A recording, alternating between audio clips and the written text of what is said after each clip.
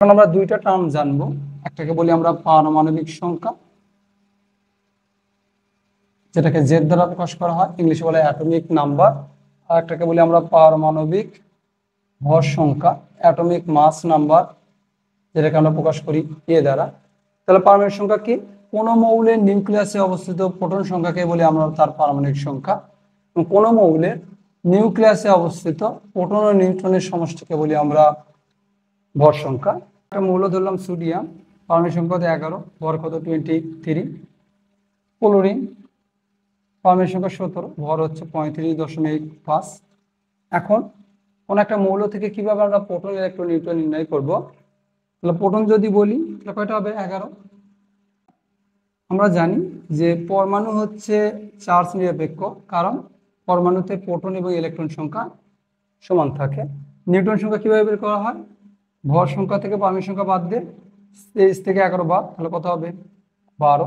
তাহলে এটা যদি করি, প্রোটন কত? 17, ইলেকট্রনের কত? 17, নিউটন কত? এখান থেকে এখানে বাদ দিলে 18.5। পারবো না আমরা?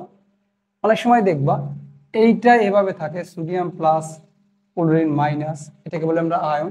তাহলে সোডিয়াম প্লাস, তার মানে সোডিয়াম যখন একটা ইলেকট্রন ছেড়ে দিয়েছে, তাহলে প্রোটন কত? 11, ইলেকট্রন কত হবে? 11, যেহেতু একটা ছেড়ে দিয়েছে যেন 10, নিউটন কত?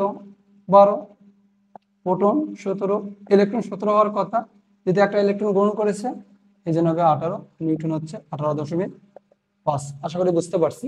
তাহলে প্লাস থাকলে মাইনাস হয়ে যাচ্ছে, মাইনাস থাকলে বেড়ে যাচ্ছে। এখন যদি তোমাকে এভাবে কোশ্চেন দিতাম, দেখো তো প্রোটন ইলেকট্রন নিউট্রন বের করতে পারো কিনা। বললাম O3 8 16 এর 10টি অণু নিউটন সংখ্যা কত? 10টি অণু নিউটন সংখ্যা কত? 10টি অণু নিউটন সংখ্যা কত? তাহলে আমরা নিউটন সংখ্যা কিভাবে বের করি? তাহলে A মাইনাস জেড মানে 16 মাইনাস 8। দেখো খেয়াল করে, এটা মানে কিন্তু অনিশ্চিত পরমাণু সংখ্যা। পরমাণু সংখ্যা দ্বারা আমাদের গুণ করতে হবে। পরমাণুর সংখ্যা কয়টা পরমাণু আছে? 3টা। কয়টা অণু বলছে? গুণন অণু সংখ্যা।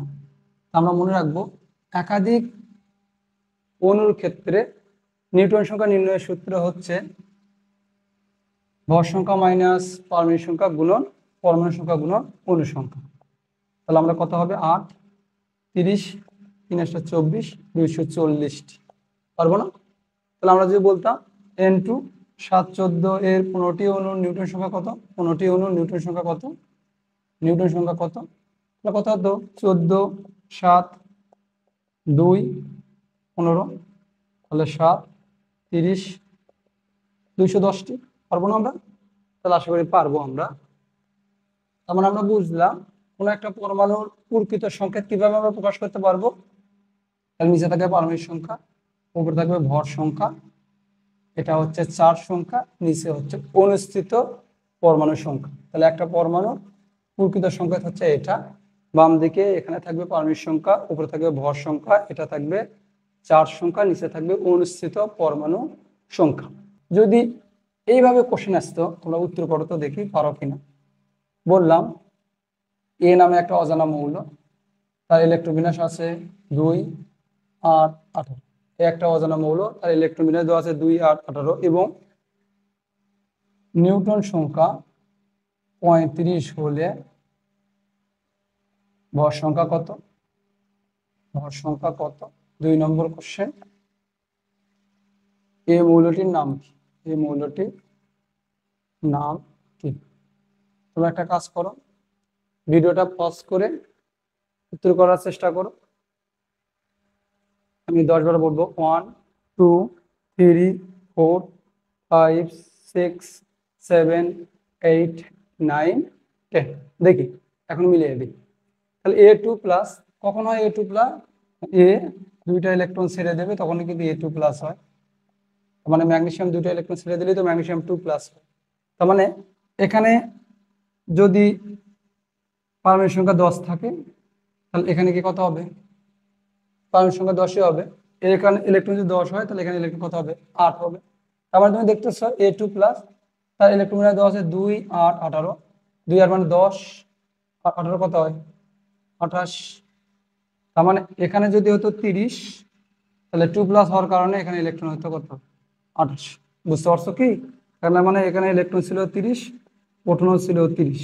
এখানে প্রোটন তো 30ই থাকবে, কারণ প্রোটন হচ্ছে কোনো একটা মৌলের প্রকৃত পরিচয় বহন করে। কোনো একটা মৌলের প্রকৃত পরিচয়কে বহন করে প্রোটন সংখ্যা। ইলেকট্রন কটা হবে 28টা, কারণ দুইটা চলে গেছে এই জন্য 2+ হয়েছে। তা আমরা জানি প্রোটন আর নিউট্রনের সমষ্টিকে বলা হয় কি ভর সংখ্যা।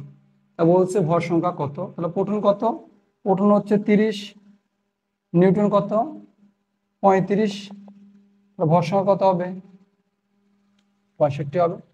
ভর সংখ্যা কত হবে 65 হবে। বুঝতে পারছো কি? এখন এ মৌলটির নাম কি, তাহলে প্রোটনের সংখ্যা আমরা পাচ্ছি হচ্ছে 30, পারমাণবিক সংখ্যা মৌলের নাম কি জিঙ্ক। আশা করি তোমরা বুঝতে পারছো। যাদের উত্তর মিলছে তারা জানাতে পারো যে